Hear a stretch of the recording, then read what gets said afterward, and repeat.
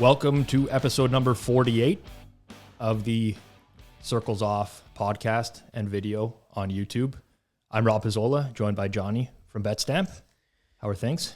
Very good. If you are listening to this, then March Madness is underway. We're going to release this podcast tomorrow. We're recording on Wednesday, the day before the unbelievable event that is the March Madness tournament, ripe for betting. You got 4 back-to-back days of incredible betting. You know, it halves off after the Friday, Saturday, but boy, is this the best time of the year. I agree. It's one of my favorites for sure. Just, games getting started right before noon.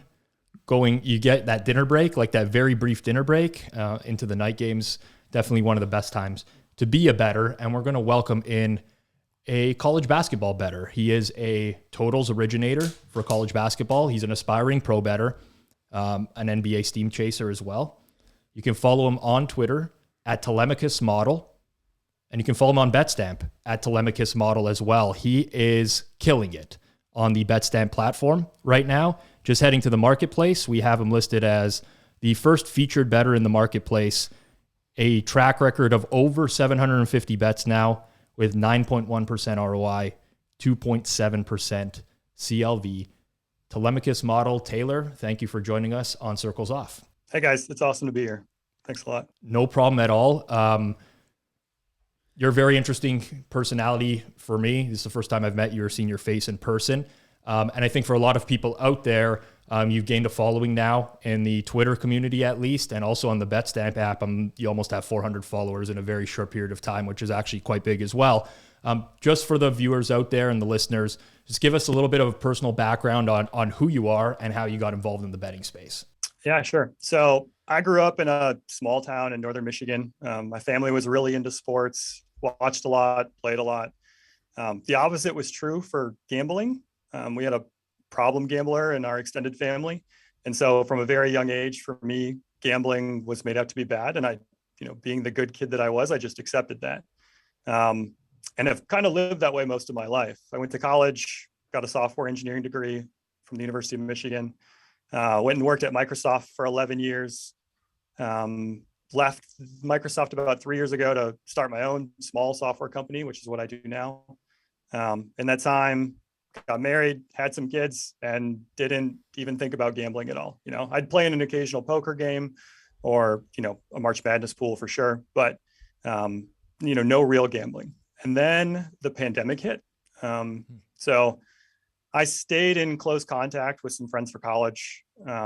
And because of the pandemic, we couldn't do anything. Like we couldn't get together. We couldn't hang out. One of them suggested that we throw some money into a sports book and gamble on college football together. So this was in the fall of 2020. And I'm like, that sounds like a great idea. Right. So we gambled like degenerates for the first 3 months of the college football season. We're talking a few $100 here, not much at all. Yep. Lost about half of our bankroll and had a blast doing it. And then I discovered gambling Twitter, and I'm like, wait a second, people just give out picks for free on here. This is awesome. And started tailing a capper. Her name is Pam Maldonado, and she got really hot right at that time.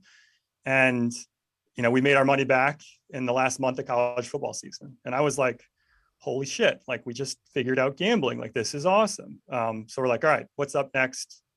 College basketball is up next. She suggested that we follow Ian McMillan. So I looked him up. He'd had 2 years of a winning record.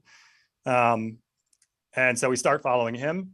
And, that was probably in January of 2021. And his January of 2021 was just complete garbage. Just, no, it doesn't say anything about him, just bad variance. Yep. Like I didn't understand it at the time. And I lost a bunch of money, again, a few $100. And so I'm like, this can't be this hard, right? Like I'm going to build a model, like me knowing absolutely nothing about what I'm doing. I'm going to go build a model. And so I built a really crappy college basketball model, which was my first attempt here. And that was ready about mid-February of last college basketball season.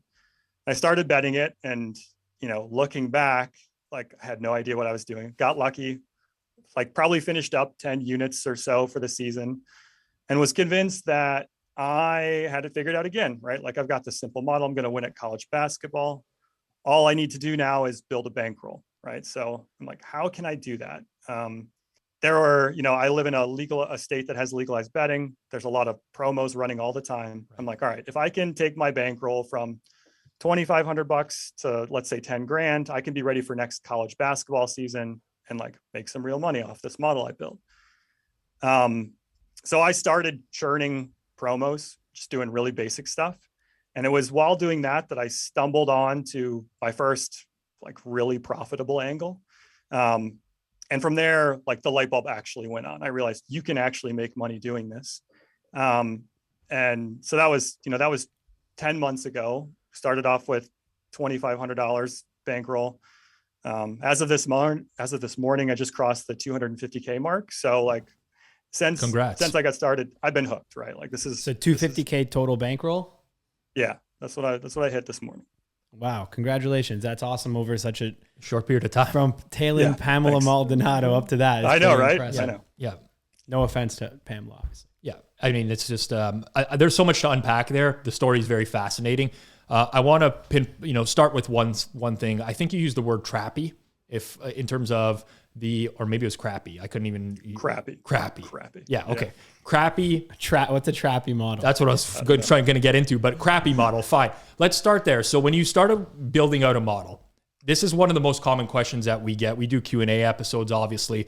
On a personal level, it's probably the most common question I've gotten over the course of the past 3 or 4 years. I want to build a model. Where do I start?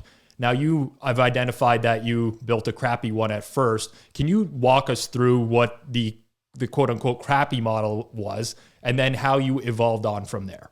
Yeah, sure. So when I started with that, I knew there was a lot that I didn't know, right? And so the first thing I started doing was looking for ways to learn. And I didn't find a lot. Like you can't just Google how to build a model and find valuable resources. So what I started doing is I started by coming up with a list of podcasts that I had found valuable. So I'm like, all right, I'm going to listen to every episode of this podcast, every episode of Bet the Process, all the evergreen episodes of the deep dive pod, and then just anything else that caught my eye. I built up a list of about 300 hours worth of podcasts I wanted to listen to that I was going to hopefully glean some things from. And I like podcasts because they're parallelizable, right? I can do them while I'm like cleaning up after the kids or things like that. Right. But I wasn't going to do that before I started. I'm also someone who has to be hands-on. And so, I have a very limited stats background. I have a very strong software engineering background. So the way I started was to build a robust backtesting engine, right? So I went and pulled down a bunch of data for college basketball lines and game finishes. And I was like, all right, I'm going to make it so that I can simulate all the games between 2016 and 2020 and find out how I would have done had I been betting whatever strategy like kind of popped in my mind that day. Right. I focused. So the thing that that was actually a really good start. And that's something that has stuck with me today. My crappy model was based off of trends, right? So okay. It's the simplest thing to do, right? It's like someone threw out a trend. It's like, this team is covered the total in their last 7 games. So we're betting the over here tonight. And I at least understood that probably wasn't a safe thing to do, but I was like, okay, are there trends out there that can be valuable, right, that aren't, true of the last 7 games that, you can say over the last 500 games, if 2 teams had come in covering the total in 8 of their last 10 games, like, and they would go over or under, 57% of the time. Like those were the kind of trends that I was trying to find. So right. I actually built like a little data mining engine to go and, I gave it a bunch of parameters and said, find me the trends that make the most sense. That would have been the most profitable over the last 4 years, and found a bunch of those. And, that took a lot of time. Like, so over this time, I'm listening to all these podcasts. I'm starting to learn that, hey, this may not be the best approach here, but, I'm kind of pot committed.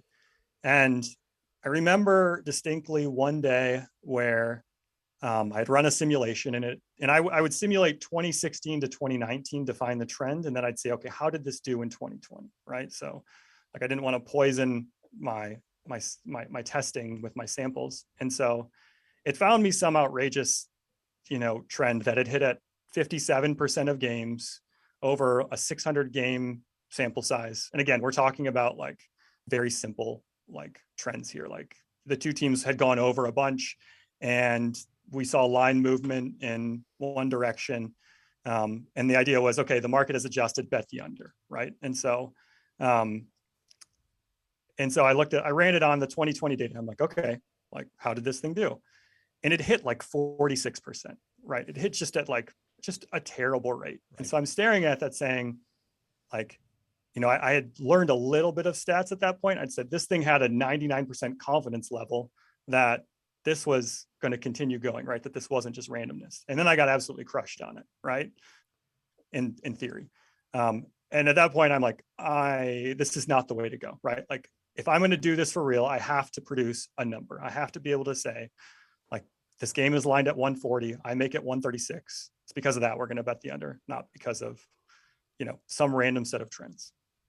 I love the backtesting part of it because in your situation, you proved how extremely valuable that kind of stuff was as well. A lot of people forego that and probably would have built out a model, identified something at a very high confidence rate, and just been willing to back it with their own money, and probably learned a lesson the hard way rather than figuring out before actually betting hard-earned money. So I think there's a lesson to be gained from that.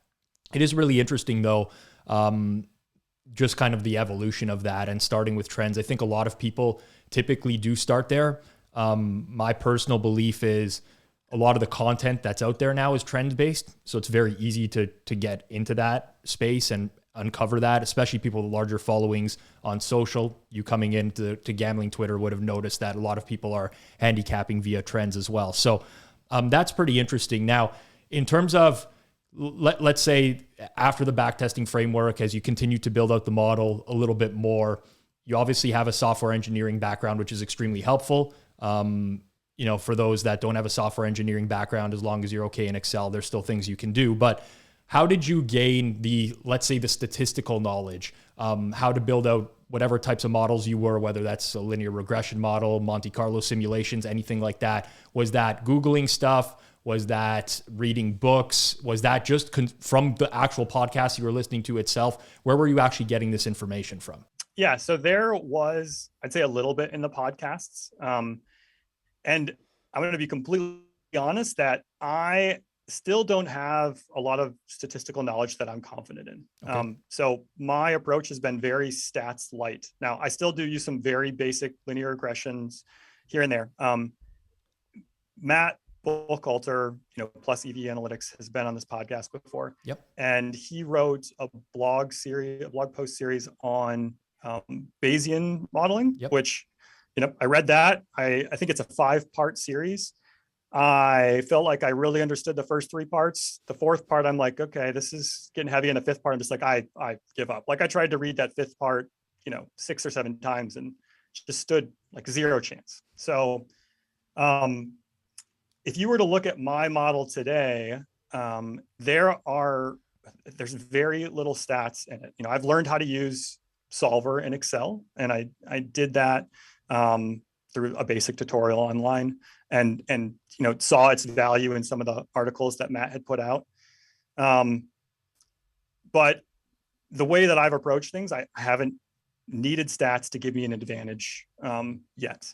I know that's not going to be true long term. I'm actually taking the Bayesian sports betting class that Matt and the guys at analytics.bet have put out, and I think that's going to be incredibly beneficial, and I plan on incorporating a lot of that during the off season. I think you're pretty much a target market for that, actually. Aspiring pro already has something, wants to take that next step. So, I think you probably will get value out of that, not knowing exactly what's in that. But Matt, we know Matt personally outside of this podcast as well. He's just a super sharp guy when it comes to numbers and statistical modeling. Very interesting so far. Hopefully a lot of people are gleaning some insight about the modeling point of view and understanding that you don't need to know everything. There are limitations that you will have, and you can overcome those over time as long as you put in the hard work. I'm very interested in knowing if you've come across any major pain points since you've started modeling, either things you couldn't get over, potentially issues with data that you've been working with, some personal experiences that I guess you would have had to overcome a major pain point. Oh, absolutely. There's been a number of them. So the model that I have is based off of play-by-play data. And anyone who's ever looked at play-by-play data knows that, that will quickly become the bane of your existence, right? So I probably have 600 hours into my model at this point. I'd say over half of that has been dealing with play-by-play data parsing, dealing with problems in play-by-play data. Like, it's just, if you can ever build a model that doesn't require play-by-play data, I would highly recommend that. But I'd say that's kind of a well-known one. Model is also simulation-based. So if I'm going to, handicap a game, what I'll do is I will simulate a game by simulating every possession of that game, right? So from start to end, and I'll run that, tens of thousands of times, and it'll give me a distribution of potential final scores. And then I will use that to judge the value of the line, right? So that's what I do. One problem that I deal with right now is that if I want to do that for every game between 2016 and 2020, it's going to take like 12 hours, right? And I can run it on the same data set twice, and it's not going to give me the exact same output, which drives me crazy, right? Because when I want to go and run a test to say, like, okay, am I handling free throws better now? Or am I projecting free throws better now? Like, I'm going to get a result that is a little bit different than, my previous run. And it's like, okay, did I improve it? Or is this just like some variance in my model? And that drives me crazy. Right. And that's a problem I think that we all have, because obviously you could up the number of simulations, but then you're upping the amount of time that it's going to take to run it, which is frankly a pain in the ass. For sure. Yes. So one thing I wanted to really touch on was, outside of modeling, we can go back to modeling for sure in the answers, but, what does the kind of day-to-day betting look like for you? If you don't mind sharing, and on this podcast, we don't want to share anything you're not comfortable with. So within what you're comfortable with sharing, what sports are you betting? What books, how much, if you wanted to share that. Obviously it's quite a come up to get to where you are. So we're happy to share that advice with people who are starting as well. Sure. Yeah. So, I'll talk through that, and I'll also add the disclaimer that, I made a lot of my money, betting baseball. So it's not part of my daily process right now, but, we can get into that. Right now for me, I'm betting a lot of college basketball overnights. So, let's start at night. Actually, I put the kids to bed around 8. I run my model. I'm a volume better. So like, I think, Rob mentioned, I'm at just about 800 plays. That model has only been active for the last 2 months. And so I've, built that up pretty quickly. So I'll bet somewhere between 5 and 50 games.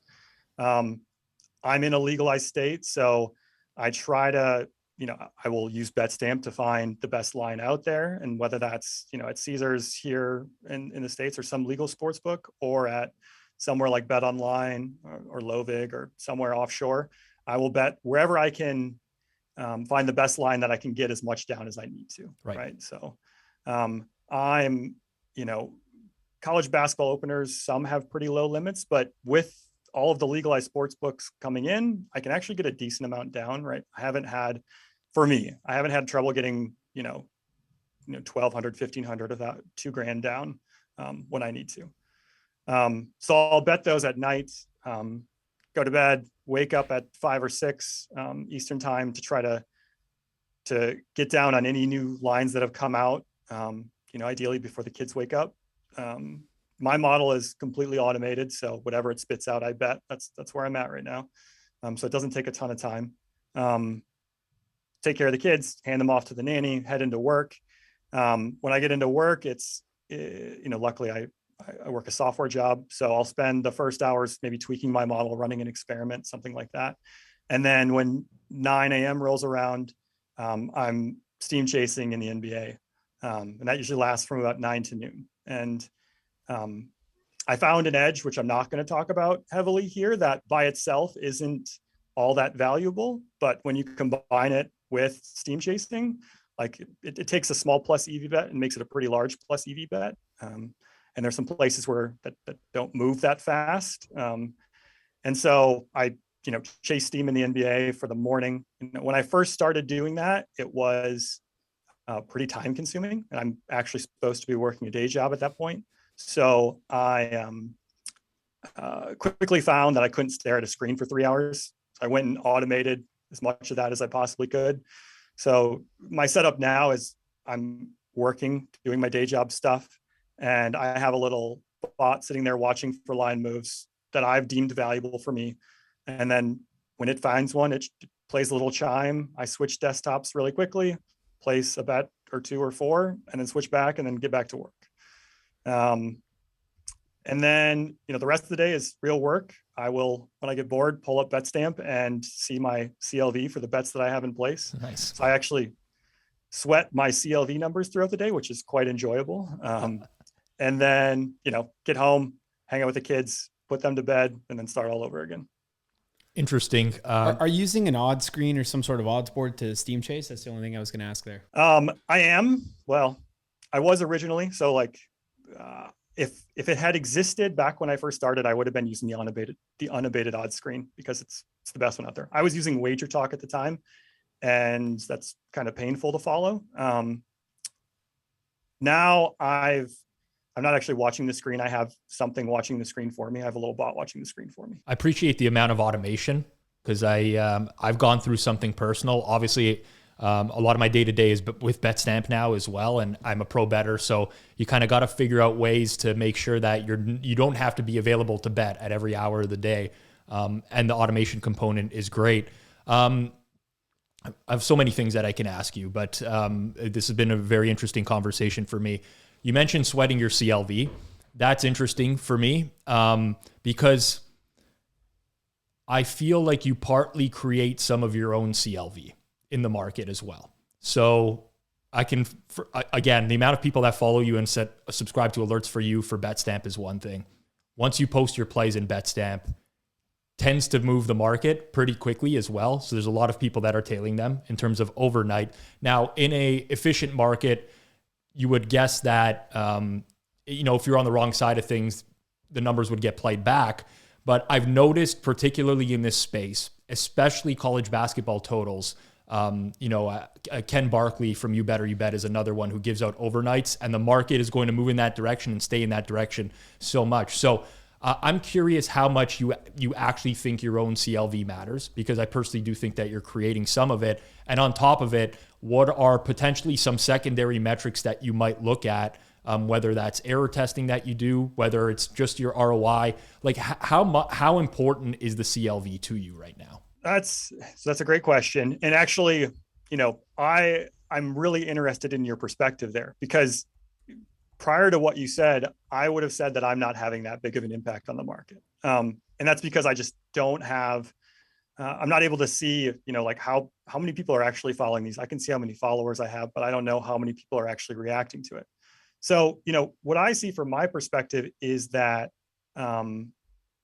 there are a few books who will move off my action if I give them a limit bet. That's like your bet on lines and your low VIGs, but I kind of think they move off of pretty much anyone who gives them a limit bet early enough. Right. And that's not quite true, but yeah, it okay, partially true, but close. Yeah. Okay. Yeah, sure. So I don't feel like I didn't have an immediate impact as I've gone on this, this tiny 2-month journey. I feel like when I first started, I was, probably averaging 2.4, 2.5% CLV on a good week. And I'm at kind of 2.9 now. And so I could see some of that being artificial. I do think that the market will get knocked back into place given my level of betting right now, right? Like I'm not pushing back on the market at all. I'm not hitting anything higher than, opening limits. But now that you've said that, I need to think about that more. When I look at my metrics I'm not doing proper Kelly staking right now. And so ROI can actually encourage me to do the wrong things, right? If you're flat staking or close to flat staking, it's going to say you should only bet your largest edges, right? So I know that I can make money off my 54 and 55% edges, but they're going to lower my ROI, and I'm okay with that. So for me, for this 2-month stint, I have been looking, mostly at CLV to tell me how I've been doing, and I've actually gotten crushed a little bit this week on it related to NIT and CPI games. There's this prevailing trend that they tend to go over.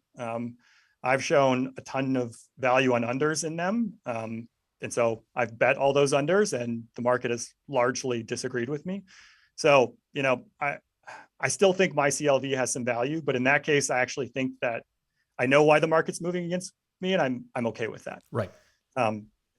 So that's a really long-winded way of saying I use CLV. I wish I had better metrics. I obviously pay attention to ROI and how many units I'm turning around. And ultimately what I rely on the most is my back testing and looking at my performance metrics there to know how I'm doing. Right. So I think one of the things you said was actually a very smart answer, which was prior to me even gaining a larger following, I was still getting very good CLV and tracking that. So you're probably right. And that's a meaningful thing to look at. In terms of the error metrics in your back testing. Now, when you run a back test, for example, are you looking for profitability against closing lines? Are you looking for your log loss or your RMSE, specific error metrics? How would you evaluate a good back test? Yeah. So, ignoring the problem that I talked about where it's hard to get a truly consistent back test, I look at my performance against openers because that's how I'm betting. Right. I look at my performance against closers because I want to know when I can move my progression up, like when I want to get more money down. I've moved my staking system for my back testing to be Kelly staking. So I'm pretty sure if you're doing proper Kelly staking that, whether you're looking at units gained or ROI, it should be roughly the same. And so, I pay some attention to those numbers, but I pay more attention to my log loss on my projecting the total, or like my average absolute median error, right. Like when I project the total. I think the one thing I'm doing maybe a little bit different, or I haven't heard people talk about this, is because of the nature of my model, because I'm actually simulating a game possession by possession, I can actually look at all those stats for each individual metric as well. So like, am I like 2-point makes, 3-point makes, offensive fouls, offensive rebounds. And so, if I am trying to, change something in my model that's going to make me more accurate at predicting offensive rebounds, then I'll look heavily at that metric more than anything else, right? Because, these types of models are complex systems. And so one thing I try to be super careful of is that if my goal is to improve offensive rebounds, and I find that I improve that number, but my overall ROI actually decreases with that change, in my mind, what that means is I had two issues, that were compensating for each other, right? And by correcting the offensive rebound issue, it has now put something else out of whack. It's made, whatever compensating error, it's exposed that more, right? And so it's really hard to fight that urge to say, I'm going to reject this change because my model's done worse. But I know that, if you only look at gains, you're going to have a really hard time ironing out issues where you have two different errors that are kind of offsetting each other. Right. Makes a lot of sense. But building out a model that way is very smart as well, in the sense that, should we ever see college basketball props at scale or something like that, you'd be in a prime position to be able to capitalize that on as well, on top of the actual major markets. So, there's no one right or wrong way to build something out in this. I think you've learned a lot of valuable lessons along the way, but from the sounds of things, pretty impressed with the progress for someone who started modeling at the beginning of COVID. It's a pretty great success story, I would say. So yeah, I feel overwhelmingly lucky. Like I wasn't even planning on betting the model this year. I kind of started this model in December of last year. And the only reason why I decided to start betting it is because I started to see, my back tests were coming through positive. I'm like, hey, it doesn't hurt. But yeah, I don't think this is a common story. I realized that I've stumbled upon something good here. I've caught some positive variance. What's your performance versus close? How is that compared to performance versus open? Yeah. So, it scales based off of my percent edge. So I'm lucky enough that my model, like the bigger edge that I show, generally the bigger payoff I have. And my edge over openers right now is, on a large sample of games, or on the games that I want to bet, which is a pretty large number. It's about 55%. For those, that's across all games that I want to bet. At close right now, for me, it's about 53%. And so that's not enough for me to be betting, confidently, because 53%, it just isn't enough. When you say 53%, do you mean 53% win percentage on minus 110? So just above break even on minus 110. Got it. Yeah. Okay. I mean, that speaks to the efficiency of the market, though, as well, right? I know. I'm not familiar. Like, I don't. Yeah, got it. I don't know many people that track it that way, but it's the same thing. It's just a different calculation. So no, that's very very interesting. One other thing was, so the actual style of betting for someone who's starting is massive, because forget about the actual model you have. And this is, I will start this so we can clip this. But when you're starting out betting, the easiest and best thing you can do, as we've mentioned, is have multiple sports books. The reason is the bonuses. And when you get these bonuses together, this is how you can build your bankroll from $500 up to $3,500, which is the easiest 7x you'll ever do to your bankroll. It'll never get easier than that. So you mentioned when you started, that's what you did. Do you mind talking a little bit about that? I think it's really interesting. Sure. So yes, and I did just that. I found out what is the best way to make most of your first deposit, right? And honestly, that is something you'll find more for offshore sports books, right? Like crypto bonuses, things like that. I haven't found a ton of deposit matches for legal US sports books. They focus heavily on, you get a $2,000 risk-free bet or a $5,000 risk-free bet. And those are something I actually struggled with a little bit early on, right? So I had a, $2,500 bankroll to start with, and Caesars wants to give me a $5,000 risk-free bet. I'm like, I know that's not truly risk-free, right? Like the way to maximize that is to put 5K down on, an underdog or some long odds line, and I can't take that risk, right? So we also won't be able to bet all $5,000. It comes in bunches. So it'll be like, it's not actually $5,000 of one free bet. Like, for example, that particular promo would be 5 risk-free bets up to $1,000. Right. So it varies by sportsbook. So that's how it was when I eventually got to the point where I could do that with Caesars. DraftKings was offering a targeted one for the Super Bowl where I literally got a $5,000 risk-free bet back, which I then turned around and lost again and lost 5K pretty quickly, but that was recently, so no big deal. So, I got into arbing those free bets, right? So like arbing has a lot of downsides, right? You're leaving money on the table when you arb, but if you have a $2,500 bankroll like I had and you manage to get a $250 risk-free bet, and I can guarantee that I can turn that into $200 of real cash. Like I did that. And that's a big win for me. I'm not going to take the risk at that point in time. So you are being between different sports books? Yeah. So like if you get a $200 risk-free bet, you can find a plus 500 line somewhere. You don't even need it to be a true arbitrage, right? You can have a plus 500 bet on one book, minus 450 on another book.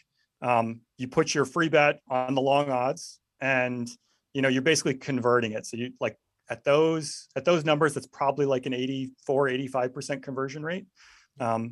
And looking back on it, it wasn't the way to maximize EV, but it's certainly helped me bootstrap my bankroll. Yeah, well, it doesn't maximize EV, but what it does is reduce the variance and give you a secured amount of money in your bankroll, which if you do have an edge and you're trying to compound and grow money, and I know you mentioned you're working another job, so you got kids, and I presume that all that's, taken care of by your day job and it's not something to worry about. But for people who are starting out, fresh out of school, $0 to their name, they do need to build up that guaranteed money. So it's not necessarily the biggest EV in terms of number of dollars that you're going to get, but it is the best EV for people who are starting out, because you need to get that money in your account before you can start making more. Absolutely. All right. I want to talk a little bit about having your accounts limited, because this is something that also comes up quite regularly. Again, we do a lot of Q&As. A lot of people are always looking for advice on how do I stay under the radar? What can I possibly do to make this edge last longer? I know that because we've talked off air about this, that you did some testing, particularly with your accounts and getting limited. is there some generic advice or even more detailed advice that you can offer to those out there who are looking to fly under the radar and potentially keep those accounts lasting longer? Sure. So I'll get into a little bit about what we did and what was successful for us, and hopefully that's useful to others. When we first started getting limited, the first thing I did was listen to your Q&As and other people's Q&As and did the basic things, right? So seeding with Square Bets definitely helps your account at least a little bit in the beginning.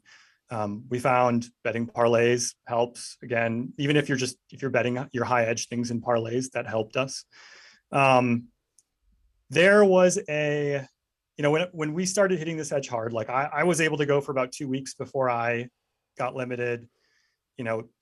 Each kind of person we brought in before that was, the next person was 10 days, then 8 days, and 7 days. And there was one day where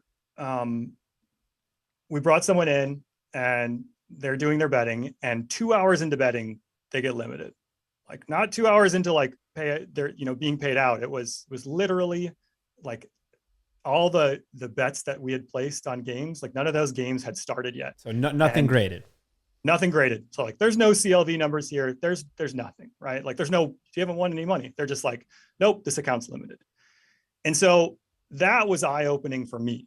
So when I think about people prior to that, when I thought about getting limited, it's you got caught up in some sweep, right? They're sweeping for good CLV numbers. They're sweeping for winning accounts. And this made me realize that that's one way to get limited, but there's another way. It's the trader sitting on the other end who notices that you're doing something funny and flags you for, either to get a review right away or an immediate limiting. And so I look back on those, the previous people that we had 4 days, 5 days, like those guys probably weren't sweeps either. We just happened to trigger whoever was trading that day. And so this opened up a big set of possibilities for us, a big set of things to try. And what we did and what I'd recommend that other people do is you run experiments, right? So how can we avoid that initial banning? Like that was very important for us. If I could get 4 or 5 days on an account, I could make quite a bit of money. And so we started, changing bet sizes. We started limiting the amount of money we put on a single game. We started changing the types of bets we place. Sometimes we do only parlays. Sometimes we would only bet certain angles or certain ways, I should say. And we noticed some interesting things, right? So think about the trader sitting in the seat. One of the more interesting things that we found is that whoever was sitting in that seat on Mondays, Wednesdays, and Thursdays at this particular book was a little bit of a nit and really didn't like it when we got a decent amount of money down. The guy who worked on Tuesdays and Fridays didn't care all that much, right? So now we learned that we could hammer them on Tuesdays and Fridays, and we'd have to be a little more careful on Mondays and Wednesdays and Thursdays. But we were able to move back to using things like that, able to move back to only getting caught up in those giant sweeps that happen that really get anyone. And there were some other things that gave us an advantage that came out of that process, right? So our process was, today we're going to bet in a certain way. We're going to only bet at a certain time. We're going to, use cash outs or not use cash outs. We're going to, one of the things you had to do in my example was you had to, time your bets. And so we would time them different ways. We'd only play them if we could get them at a certain time. And, through keeping notes, keeping records, testing hypotheses on what's going to get us limited, like we were able to get to a point where we could avoid that initial trader limit, which allowed us to stay alive much longer. This is for everyone listening or watching. This is just like a commitment to the craft, right? It's like wanting your edge to survive as long as possible and knowing, or trying to figure out how to go about that. One thing that really, really triggers myself and Johnny, maybe I'm speaking on his behalf, but definitely triggers me, is people who think that sports betting is just as easy as being able to I figured something out, I can bet it, I can bet this forever, and that's it. And they don't recognize the amount of effort that it takes on a daily basis to keep your edge, to have that edge sustaining over time, but also to just prolong it in some cases. And I really appreciate your breakdown of that, because it's just a great example of putting in a little bit of extra effort to prolong that type of edge and keep it going. And there's not a lot of people out there that are willing to put in that type of effort. So This is just a props to you as another bettor, to be able to go down that path and say, like, this is, I want to make more money, and this is a way that I can test that out and do it. Like, it's great.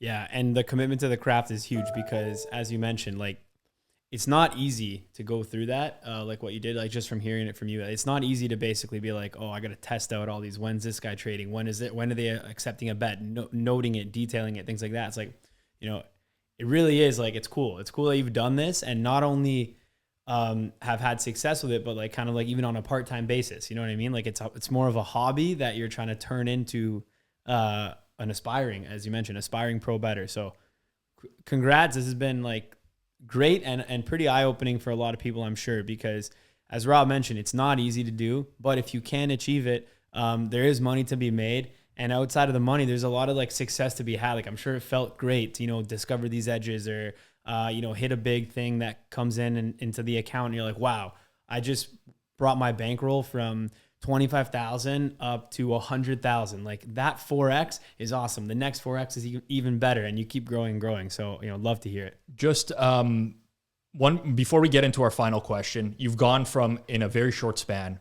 from being pure recreational bettor, tailing other people's plays on Twitter, to what I would call a semi-professional at this point. What do you think is the best piece of advice you could give to someone trying to go from that level, from recreational to semi-pro? Sure. So I think the thing I would tell them is grind and be curious. Like don't try to hit a home run right away. Like, grind promos, like build your bankroll one step at a time. You know, for me, I discovered the angle that ended up, you know, really helping me, really making me a bunch of money while, you know, grinding out arbing free bets. And the other, you know, the second part of that, which is important, is the be curious part, right? For me, it was, I stumbled onto something where I looked at it and said, that seems wrong. I don't understand why. The biggest mistake that you can make, and I think a lot of people make, is they assume, I don't understand that, I must be the one who's wrong. So when you encounter that, do the work to prove to yourself that you were wrong, right? And now you've learned something. Or, you know, you'll find that the book is wrong. And like, that's where you make a lot of money. And that happens often. Yes. I think one of the biggest common flaws or misconceptions in the space is that people give the books too much credit a lot of times. And there are these advantages you can take advantage of. What are you working on for this upcoming season? Anything interesting to share in terms of not only your own modeling, but other edges you're exploring, anything like that? For me, so this college basketball model has done really well. I think I've benefited from some positive variance, but I'm definitely on to something. My current plan is to spend the entire offseason working only on that. I've got a list of 100 things that I think could impact that model. And my goal is to come back next college basketball season and be ready to bet closes and be ready to push back on the market. Like that's my goal for the off season. And I think I'm going to spend most of my time doing that. I will also try to find some small angle, probably in baseball, probably steam chasing, probably combine steam chasing with something else, so I can continue to, you know, build my bankroll there and be aware of changes. Right. So like, based on the advice I just gave, like, I need to keep grinding too, right? So that hopefully I'll stumble onto something else that will be profitable. Yeah, I'll tell you straight up. In my experience as well, like the more you really look, the more you'll find. And it's not about, like you said, it's not about hitting every single one. Like, you're gonna explore. At least in my experience, I've explored 25 things. Nothing came of any of them, and probably lost money on all of those things. And then the 26th one makes up for all of that plus more, and it ends up being worth it. So it's fun, but as you mentioned, is a grind. Like, it is what it is. All right. Our closing question. It's what we ask to all our guests. I know you listen to every episode. I will just say it out there for those who haven't listened before. But if you could go back 5 years and talk to a previous version of yourself, what piece of advice would you give to your old self? Okay. So I've listened to every answer to this question so far, and I agree with some of them more than mine, but I'm going to give you two of mine that I think haven't been said yet. So one can apply to betting, but it can apply to everything else as well. So my wife and I have started doing something recently that's been really beneficial that I wish I would have known about a while back. So we're all busy people, right? One of the most common things that I think everyone says is, I don't have time for that, right? Like, I should go to the gym today, but I don't have time for that. Right. And we got some advice, and I don't think this was novel advice from whoever gave it to us, but to basically remove that statement from the things that you say and instead replace it with, that's not a priority for me, right? Because it really makes you challenge, like, do you have time for that? Should you be making time for that? So like, I'm not going to go to the gym today because it's not a priority for me. It's like, is that correct? Like, no, my health and fitness actually is a priority. Like, I need to change something else. Right. And like this, this has helped me immensely when it comes to like doing things with my kids, but also like investing in my betting models. Like, I need to, rebuild some major portion of my backtesting engine. It's like, no, that is a priority. Like, I don't have time for it, but like, I need to do that because it's going to pay off a lot in the long run. So that's one of them. The other one gets back into the crappy basketball model that I built. And it's something that really crystallized for me at the end of that, which is when you're factoring in how big of an edge you have or how worthwhile an edge is, you need to consider how you will know when you've lost that edge, right? So if you look at two different ways to bet college basketball, let's say one is trend-based, right? One says that in the NIT, the overs have hit at 55% for the last 600 games. Bet the overs. And then, you have some model that says this line is 140 and I make the game 145, so I'm betting the over. Like, let's say, you've done those for a little while, you've made some money, and all of a sudden the market adjusts, right? What are you going to see? Well, in the first case, you're not going to see anything. You're just betting the overs. And because variance exists, you're going to bet that over for quite a while before you realize you've completely lost your edge. Right. Now, it's still possible to get into a situation like that when you have a number that you produce, but it's much rarer. Ideally what you'd see is instead of the game being lined 135, like it's now lined 139, and you're like, okay, I don't have an edge. I'm not going to bet that. And so, the advice I would give to myself is factor in what it's going to take to stop betting something, and make sure you're not just going to blow through all the profits you've made, realizing that you don't have an edge here anymore. Right. Great pieces of advice altogether. The first one really hits home with me because I say that maybe more regularly than anyone else. I have no time for that. I don't have time. I wish I had more time. So that's actually a piece of advice that I will take in my personal life. You can follow him on Twitter at Telemachus Model. You can follow him on BETSTAMP. Head to the marketplace. I would highly suggest you click the follow button. I'm not telling you necessarily to tail anyone's plays. You can do your own due diligence on BETSTAMP, but he's worked up a pretty good record, over 800 or so college basketball totals. It's pretty impressive with great closing line value. You do with that what you want to do with it, but you heard his story here from recreational bettor to semi-pro. And then you're an aspiring pro, you might get there sooner rather than later based off the conversation we've had. I cannot believe the amount of progress you've made and the understanding you have of the space over just a couple of years. So credit to you. It was a pleasure talking to you, and we wish you all the best in the future. Thanks, guys. Good luck to you as well. This has been awesome. I really appreciate it.